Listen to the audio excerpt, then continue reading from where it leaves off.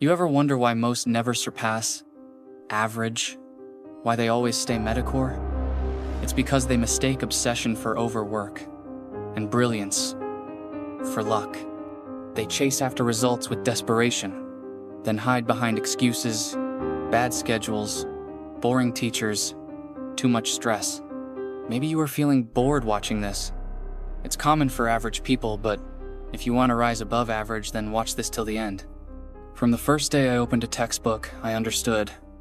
Grades, recognition, winning itself, it's not chance, it's calculation. The world thinks genius is talent, wrapped in nice packaging. They never see the machinery underneath the habits forged in silence. The systems built in the hours when everyone else is recharging. You want that edge? Start by dismantling your comfort. If you're still here, you've already outlasted the easily discouraged. But don't deceive yourself every minute you hesitate. Someone else sharpens their intent. Remember that the next time you reach for your phone, or comfort, underscore, the first law is simple. Purge every distraction with absolute ruthlessness. I never left my success to willpower or fleeting discipline. If the phone could ring, it was powered down, locked away. If social media could tempt, it was erased. Passwords changed. The door to failure slammed shut before the day even began. My study space? Blank. Intentional. Stripped of anything that didn't serve. Not because it looked good, because it forced relentless focus. Most resist this. They cling to study playlists and messy comfort, then wonder why their efforts vanish by nightfall. I didn't negotiate with distraction. I destroyed it. It's easy to feel boredom, to chase stimulation as soon as the mind resists. But true genius is forged at boredom's edge. Every time the urge to zone out hit, I did something different. I scrutinized my own attention like a chessboard. Am I reading with intention?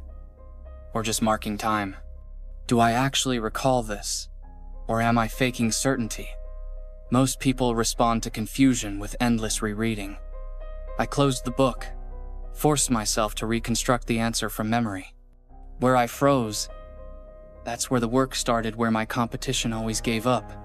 Even the strongest routine will waver with time.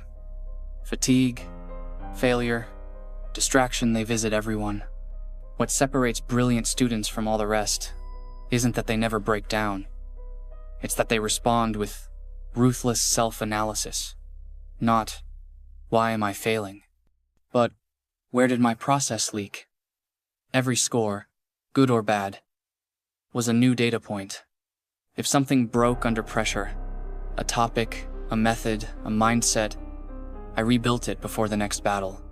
Never the same mistake twice. No pride in perfection, just relentless evolution. You might wonder, doesn't this approach breed stress? Intensity? Loneliness? Maybe. But genius is lonely. Not because others are lesser, but because obsession prunes every distraction. I built my rituals to demand instant flow, starting always at the same time, always the same way. The brain, eager for routine, entered focus faster every day. No debate, no willpower drama. Sit, breathe, pick a concept, and begin. What are you still clinging to that keeps you ordinary? You know the answer. Replace one comfort tonight with discipline. It doesn't need applause. Quiet results are the most honest. Underscore. Time management isn't about budgets, apps, productivity hacks. It's about controlling your priorities under pressure. When the deadline stacked up, I trained for adversity, not comfort. Study with distractions in the background. Push harder when the room was noisy, work late, or wake early if pressure could happen. I simulated it, so shock became a weapon, not a setback.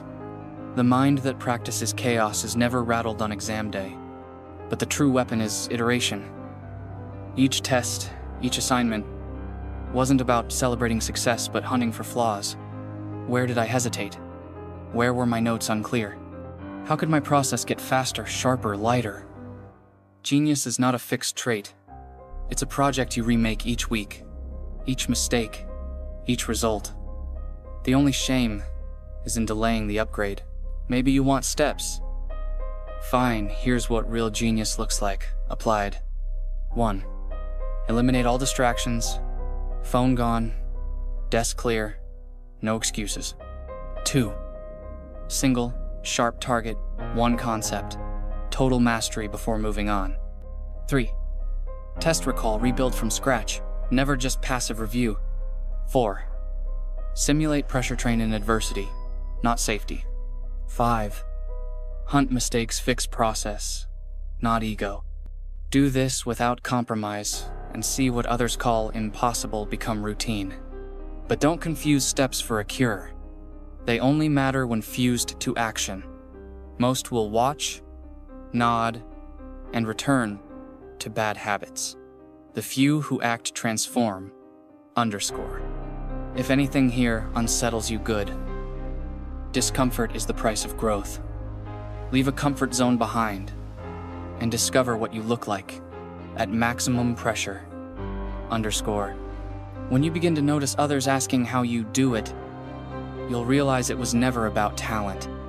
It was the grim refusal to tolerate weakness, the quiet decision over and over to abandon what didn't work. People talk about balance, about rewarding effort, but effort without outcome is just fatigue. You don't rise by being busy. You rise by tightening process until results are guaranteed, and then making impossible your only standard. Before this video ends, make change real. Clear your desk. Choose the hardest chapter. Ban your phone. Tackle discomfort with curiosity, not complaint. Right now, not after the video. Not tomorrow. Most will choose average again, but not you. If you act, you'll realize the world was only ever divided into two kinds of students. Those who wait for permission, and those who claim certainty, until nobody dares compete, underscore. That's how you make genius inevitable. By designing the process, living the standard, and refusing to compromise no matter who's watching, and especially when nobody is. The world's top performers will call you lucky, robotic, obsessed. Let them. You'll know the truth. You became uncatchable by outlasting comfort, by treating uncertainty as data, and by making genius just the consequence of never giving in. That's the real secret. Studying like a genius isn't a set of techniques. It's a daily act of destruction of distraction, mediocrity, and self-doubt, until all that remains is progress and proof. If you're ready, begin now. Before the outro, before inspiration fades, leave a comfort behind and claim the habit that makes the next result yours, and yours alone.